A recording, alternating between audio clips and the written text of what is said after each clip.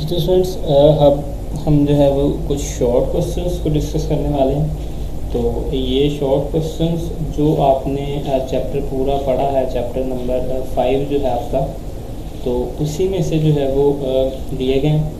तो इनमें से सारी वही चीज़ें हैं जो हम ऑलरेडी पढ़ चुके हैं, लेकिन यहाँ पर तो एक दफ़ा मैं रीड आउट कर देता हूँ। तो इस हवाले से किसी भी तरह का प्रॉब्लम हो आपको तो वो आप डिस्कस कर सकते हैं मेरे साथ। सबसे पहले हम बात करते हैं डिफ्यूजन की। तो हमने ये टॉपिक बहुत अच्छे तरीके से पढ़ चुके हैं, हमें पता है डिफ्यूजन क्या होता है, लेकिन यहाँ पर जो है वो इसको डिफ़ाइन करते हैं सबसे पहले। तो फिर उसकी जो है एग्जांपल O2 और NO2 को जो है वो डिफ्यूजन प्रोसेस उनका दिखाया गया। So gases can diffuse very rapidly, ये पता है हमें बात के गैसेस जो हैं वो बहुत तेज़ी से जो है वो डिफ्यूज़ करते हैं। सो इसको डिफ़ाइन हमने यूँ किया था। Diffusion is defined as a spontaneous mixing up of molecules by random motion and collisions to form a homogeneous mixture. Homogeneous और heterogeneous का concept भी आप लोगों को already है. So diffusion depends upon the molecular mass of the gases. So lighter gases diffuses rapidly than heavier ones, obvious सी बात है। So for example hydrogen diffuse 4 times faster than oxygen gas. तो इसमें से जो इम्पोर्टेंट बात है वो यहाँ पर एक MCQs भी निकल रहा है कि हाइड्रोजन जो है वो कितने टाइम्स फास्टर जो है वो डिफ्यूज़ करती है दैन ऑक्सीजन। सो ये आपने याद रखना, 4 times faster than oxygen gas, ठीक है। सो यहाँ से शॉर्ट क्वेश्चन के साथ आपको एक MCQs भी मिल गया, तो ये अक्सर आ जाता है, hydrogen diffuse how many times faster than oxygen gas. तो इसका आंसर है 4 times faster than oxygen gas. So next question है हमारे पास, why are the densities of gases lower than that of liquids. So gases की जो densities है वो लिक्विड से कम क्यों होती है। सो इसका आंसर है, so gas molecules have no force of attraction and hence are widely separated from each other. Gas के जो मॉलिक्यूल्स हैं वो बहुत दूर दूर होते हैं, क्यों? क्योंकि उनमें फोर्स ऑफ अट्रैक्शन नहीं होती, इसलिए वो बहुत दूर एक दूसरे से काफ़ी डिस्टेंस पर होते हैं। So the number of gas molecules will be less than liquids so which have force of attraction. So liquid के जो हैं वो मॉलिक्यूल्स इतने ज़्यादा दूर नहीं होते एज़ कम्पेयर टू गैसेस, तो इसलिए इनमें फोर्स ऑफ अट्रैक्शन जो है कंपैरेटिवली गैसेस से जो है वो ज़्यादा होती है। तो इसलिए जो गैसेस की डेंसिटीज़ है वो लोअर दैन लिक्विड्स होती है।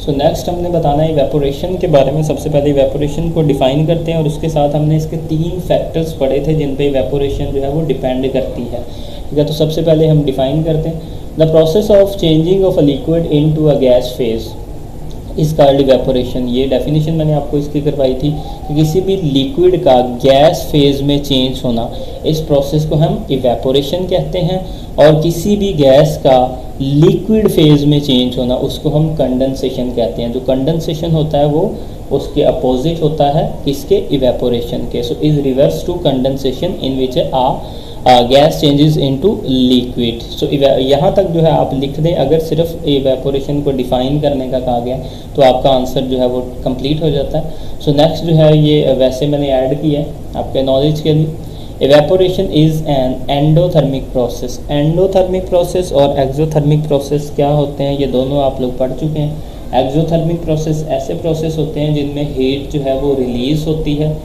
सो एंडोथर्मिक जो होते हैं इनमें हीट एब्जॉर्ब होती है। तो यहाँ पर जो इवेपोरेशन में क्या है, एंडोथर्मिक प्रोसेस है, इसमें क्या होता है, हीट जो है वो एब्जॉर्ब होती है। So such as when 1 mole of water in liquid state is converted into vapor form, it requires 40.7 kilojoule of energy, ठीक है। उसको कितनी एनर्जी रिक्वायर्ड होती है, 40.7 40.7 किलो जॉल, ठीक है। और ये H2O in liquid to H2O in gaseous form.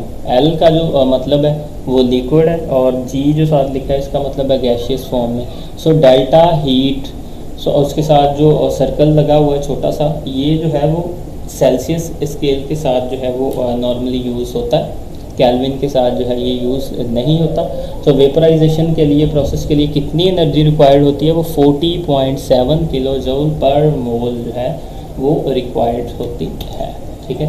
अब हमने बताना है evaporation depends upon the following factors. कुछ फैक्टर्स हैं जिन पे जो है इवेपोरेशन डिपेंड करती है। 3 फैक्टर्स हैं, जब हमने ये टॉपिक पढ़ा था इनको डिटेल से जो है वो मैंने एक्सप्लेन किया था ये 3 फैक्टर्स को। सबसे पहले है हमारे पास सरफेस एरिया। सेकेंड वन पे जो है वो हमारे पास है टेम्परेचर, और थर्ड वन पे हमारे पास है इंटरमोलेकुलर फोर्सेस, ठीक है।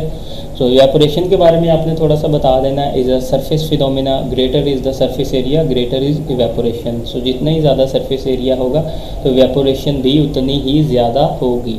For example sometimes a saucer is used if tea is to be cooled quickly, यानी कि जो सॉसर कहते हैं, जो पिच हम यूज़ करते हैं, तो उसमें अगर हम चाय डाल लें तो चाय ज़्यादा जल्दी ठंडी हो जाती है। उसकी वजह क्या होती है, उसका जो सरफेस एरिया होता है वो ज़्यादा होता है एज़ कम्पेयर टू कप जिसमें हम चाय पी रहे होते हैं।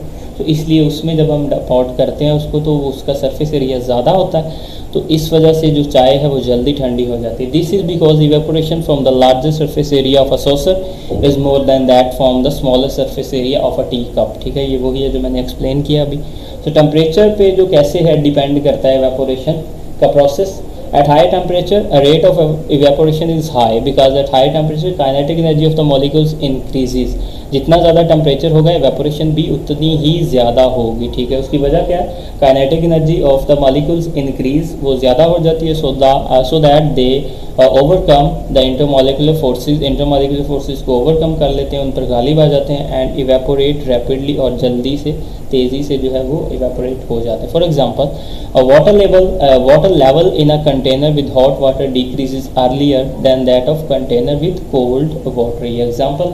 So this is because the hot water evaporates earlier than the cold water. जो थर्ड फैक्टर है हमारे पास वो है इंटरमोलेकुलर फोर्सेस। ये वो फैक्टर है, तीसरा फैक्टर है जिस पर क्या होता है इवेपोरेशन का जो प्रोसेस है वो डिपेंड करता है। If intermolecular forces are stronger, अगर इंटरमोलिकुलर फोर्सेस जो है वो मजबूत हों, so molecules face difficulty in evaporation. और जितना यानी कि उनको ज़्यादा मजबूती से जकड़ा होगा तो इवेपोरेशन का प्रोसेस जो है वो उतना ही उसमें मुश्किल पेश आएगी। For example water has strong intermolecular forces. Water में जो इंटरमॉलिकुलर फोर्सेज होती हैं वो ताकतवर होती हैं दैन अल्कोहल, अगर कंपेयर करें हम अल्कोहल से। So therefore alcohol evaporates faster than water. Alcohol जो है उसमें इवेपोरेशन का प्रोसेस जल्दी हो जाता है as compare to water. So next हमने एलोट्रोपी के बारे में बताना है, how the phenomena of allotropy raises among substances. Allotropy का मैंने आपको बताया था किसी एक एलिमेंट का एक से ज़्यादा फॉर्म में एग्जिस्ट करना, लेकिन बशर्त ये कि सेम फिजिकल स्टेट, लेकिन इनकी जो फिजिकल स्टेट हो वो सेम हो। The existence of an element in more than one forms in same physical state is allotropy. So allotropes always show different physical properties. ये हमेशा डिफरेंट फिजिकल प्रॉपर्टीज़ जो है वो शो करते हैं, लेकिन इनकी जो केमिकल प्रॉपर्टीज़ हैं वो सेम होती हैं और जो है वो डिफरेंट होती हैं लेकिन सेम भी हो सकती हैं, ठीक है। सो काजेज ऑफ एलोट्रोपी, एलोट्रोपी की जो वजूहात हैं किन बिना पर कैसे होती है उसके बारे में हम पढ़ते हैं। सो दो रीजन है इसकी। Number one, the existence of 2 or more kinds of molecules of an element each having different number of atoms such as allotropes oxygen are allotropes of oxygen are oxygen O2 and ozone O3। O के साथ अगर हम 2 लगा दें तो oxygen बन जाता है, और अगर 3 लगा दें तो ओजोन बन जाता है, ठीक है। तो ये जो है existence of an element in more than one form in same physical state, उस पर जो परफेक्ट एग्जांपल है उसकी, ठीक है। So number second, so different arrangement of 2 or more atoms or molecules in a crystal of the element such as sulfur shows the allotrope due to different arrangement of molecules S8 in the crystal।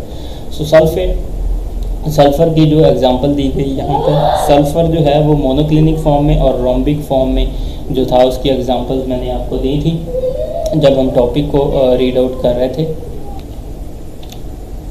Next one, in which form sulphur exist at 100 Celsius. Sulphur जो है अगर 100 degree centigrade temperature हो तो कौन सी form में जो है वो एग्जिस्ट करता है। So at 100 Celsius sulphur will exist in monoclinic form. Rhombic form और मोनोक्लिनिक फॉर्म की एग्जांपल जो हमने डिस्कस की थी जब हम टॉपिक को डिस्कस कर रहे थे, तो यहाँ पर जो है ये भी जो है MCQs में भी आ सकता है। सो इन अ मोनो